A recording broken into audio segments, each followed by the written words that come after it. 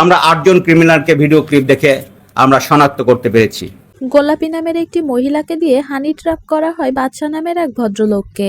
গাজীপুরে ঘটেছে চাঞ্চল্যকর এক ঘটনা। বাদশা নামের এক ভদ্রলোক ডিবিবিএল এটিএম বুথ থেকে 25,000 টাকা তোলেন। ঠিক সেই সময় গোলাপী নামের এক মহিলা হানি ট্র্যাপের ফাঁদে ফেলতে তার সাথে কথা বলতে আরম্ভ করে। কথাবার্তার এক পর্যায়ে বাদশা বুঝে যান যে তাকে ফাঁদে ফেলা হচ্ছে।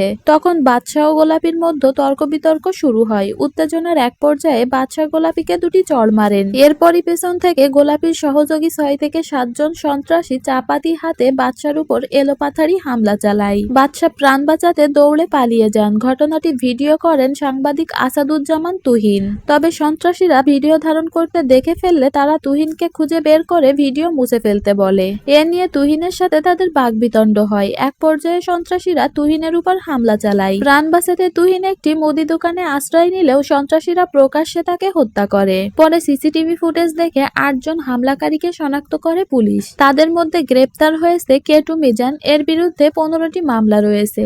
আর হানি ট্র্যাপের মূল নায়িকা তারই স্ত্রী পারুল আক্তার ওরফে গোলাপীকেও গ্রেপ্তার করা হয়েছে। এছাড়াও সিসিটিভি ফুটেজ দেখে আলামিনকে গ্রেপ্তার করা হয়েছে, যার নামে 21টি মামলা রয়েছে। আরো রয়েছে স্বাধীন, যার নামে 2টি মামলা রয়েছে, এবং শাহজালাল ওরফে পিতা হানিফ, যার নামে 8টি মামলা রয়েছে। এরপর ফয়সাল হাসান সাব্বির, যার নামে 2টি মামলা রয়েছে। সিসিটিভি ফুটেজে দেখা যায় আরো একজন নীল জামা পরা নাম আরমানকে ধরতে অভিযান চলছে। খুব দ্রুত তাকেও গ্রেপ্তার করা হবে বলে জানিয়েছে পুলিশ। নৃশংস এই হত্যাকাণ্ডের তীব্র নিন্দা জানিয়েছে জনগণ। এই ঘটনার আপডেট জানতে ভিডিওটিতে একটি লাইক দিয়ে চ্যানেলটি সাবস্ক্রাইব করে রাখুন এবং আপনার মূল্যবান মতামত কমেন্টে জানাতে পারেন।